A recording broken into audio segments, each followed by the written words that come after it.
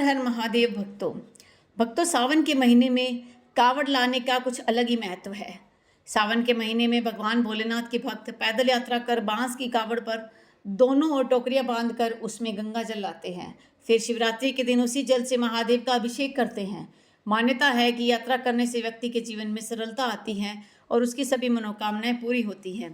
कावड़ यात्रा करने से व्यक्ति जन्म मरण के बंधन से मुक्त हो जाता है और शिव धाम को प्राप्त होता है। आइए जानते हैं कावड़ यात्री कहाँ कहाँ से गंगा जल लाकर भगवान शिव को चढ़ाते हैं। सावन में गंगा जल का क्या महत्व है। सावन में शिव भक्त कावड़ यात्रा कर गंगा जल लाते हैं, भगवान शिव पर चढ़ाते हैं। कावड़ यात्रा को श्रवण कुमार से भी जोड़ा जाता है। श्रवण कुमार ने अपने माता पिता को कावड़ में बिठाकर 4 धामों के दर्शन करवाए थे। सावन में भक्त उसकी ही तरह अपने कंधे पर कावड़ रख गंगा जल लाते हैं। प्रतिवर्ष हरियाणा, राजस्थान, उत्तर प्रदेश, दिल्ली, मध्य प्रदेश आदि राज्यों से भक्त हरिद्वार से गंगा जल लाते हैं और भगवान भोलेनाथ के भक्त गंगोत्री और माँ गंगा के घाटों से भी गंगा जल लाकर चढ़ाते हैं। गंगा जल लाने का क्या महत्व है। भोलेनाथ को गंगा जल अति प्रिय है। माँ गंगा को त्रिपदगमनी कहा गया है। भगवान विष्णु के चरणों से निकलकर, ब्रह्मा के कमंडल से निकलकर शिव की जटाओं के माध्यम से धरती पर प्रकट हुई थी।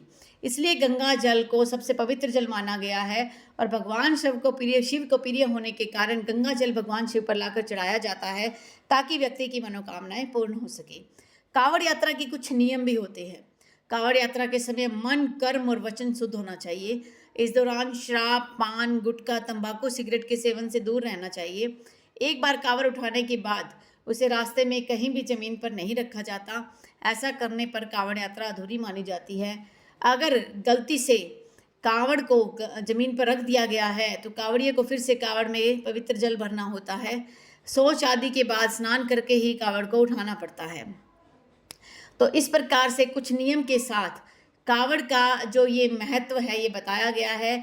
अगर आप नियम का पालन करते हो और कावड़ लाते हो तो आपकी मनोकामना निश्चित समय में जितने आप चाह रहे हो परमात्मा की दया से, भगवान शिव की कृपा से पूरी हो जाती है।